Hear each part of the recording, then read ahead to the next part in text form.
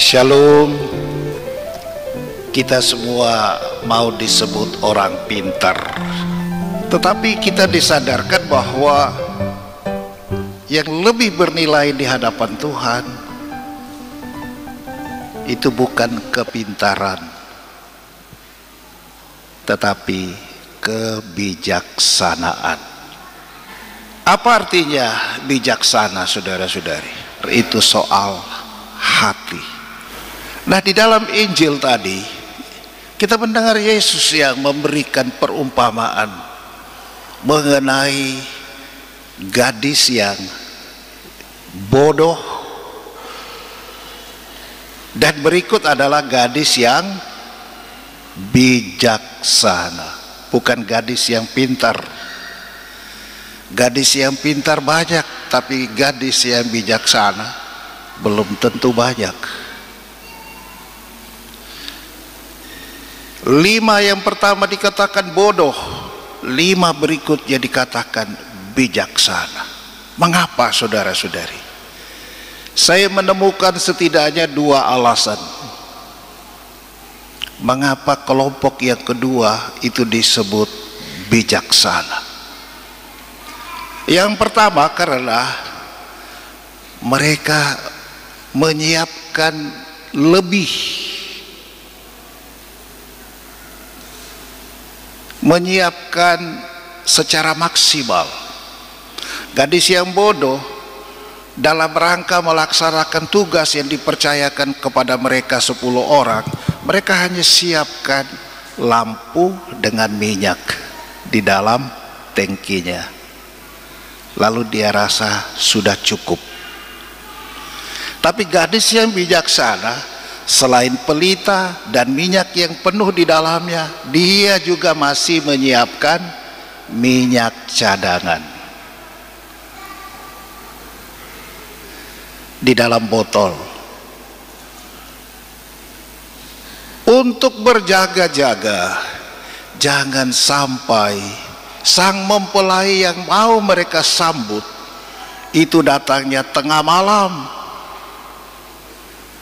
atau bahkan jangan-jangan sudah subuh menjelang pagi baru datang. Jadi persediaan minyak harus lebih, harus maksimal.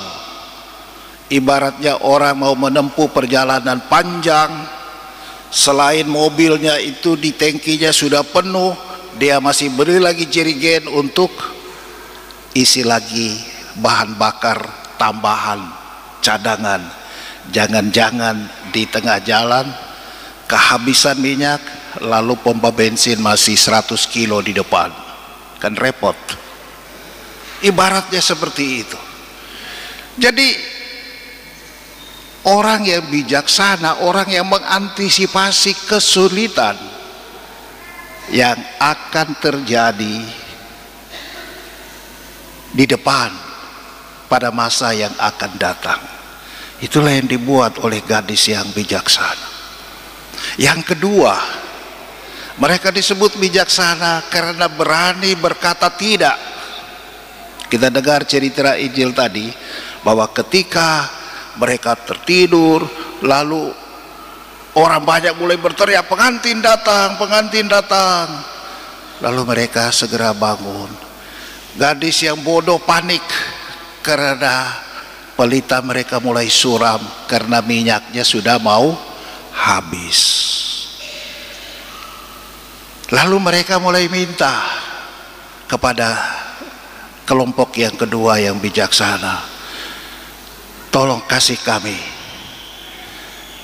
kami dulu, pinjam dulu 100. Kira-kira begitu.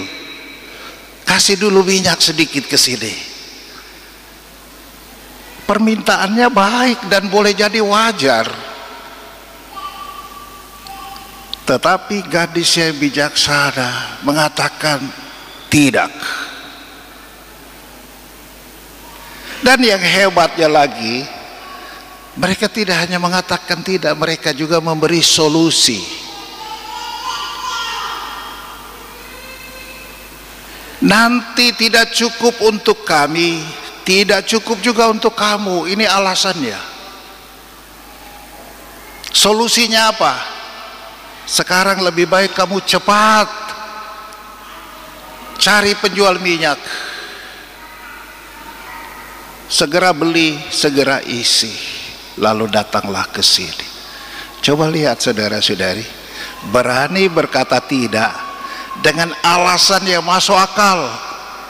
Nanti tidak cukup untuk kami, tidak cukup juga untuk kamu. Karena kalau bagi tidak cukup buat kita semua ini, kita semua konyol, kita semua gagal. Tidak ada satupun di antara kita yang siap. Jadi lebih baik, nah ini solusi, segera pergi cari penjual minyak. Kita perlu belajar saudara-saudari, tidak cuma kritik tanpa solusi. Kan banyak orang begitu, hanya pintarnya kritik, pintarnya berkeluh kesah, pintarnya itu menyoroti hal yang negatif, tapi tanpa memberi solusi.